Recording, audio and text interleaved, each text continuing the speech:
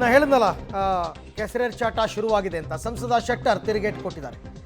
ಇಂಥ ಚಿಲ್ಲರೆ ಹೇಳಿಕೆಯನ್ನು ಯಾಕೆ ಕೊಡ್ತಾರೆ ಅಂತ ನಮಗೆ ಗೊತ್ತಿಲ್ಲ. ಎಲ್ಲ ಚಿಲ್ಲರೆ ಹೇಳಿಕೆಗಳು. ಶಶಿ ತರೂರ್ ಹೇಳಿಕೆಗೆ ಇವರೇನು ಉತ್ತರ ಕೊಡ್ತಾರೆ? ಹಾಗಾದರೆ ಅವ್ರು ನಮ್ಮ ಸೇನೆಯನ್ನು ಕೊಂಡಾಡಿದ್ದಾರೆ. ಶಶಿ ತರೂರ್ ಸರಿಯಾದ ನಿರ್ಧಾರವನ್ನು ಭಾರತ ತೆಗೆದುಕೊಂಡಿದೆ ಅಂತ ಹೇಳಿದ್ದಾರೆ.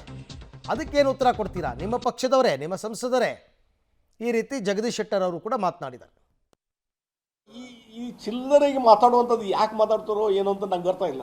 ನಾನು ಹೇಳ್ತೀನಿ, ಈ ಚಿಲ್ಲರೆಗೆ ಮಾತಾಡೋಂಥ ವ್ಯಕ್ತಿಗಳದ್ದು ಸ್ಟೇಟ್ಮೆಂಟು ತೆಗೆದುಕೊಳ್ಬಾರ್ದು. ಕರೆ ಅಂದರೆ ಎಲ್ಲಿ ಒಬ್ಬ ಒಂದು ಕೋಲಾರದಲ್ಲಿ ಎಲ್ಲಿ ಅವು ಅಸ್ತಿತ್ವ ಇರುವಂಥ ವ್ಯಕ್ತಿ ಇಡೀ ದೇಶದ ಬಗ್ಗೆ ಮಾತಾಡ್ತಾರೆ.